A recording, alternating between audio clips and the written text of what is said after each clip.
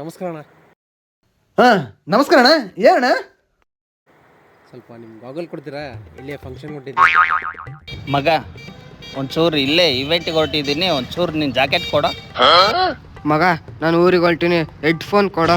ಮಗ ಊರಿಗೆ ಹೋಗ್ತಾ ಇದ್ದೀನಿ, ಪವರ್ ಬ್ಯಾಂಕ್ ಕೊಡು. ಮಗ ನಮ್ಮ ಹುಡುಗಿ ಬರ್ತಡೇ ಐತೆ, ನಿನ್ನ ಬ್ಯಾಗಿ ಶರ್ಟು ಬ್ಯಾಗಿ ಪ್ಯಾಂಟು ಕೊಡು ಮಗ.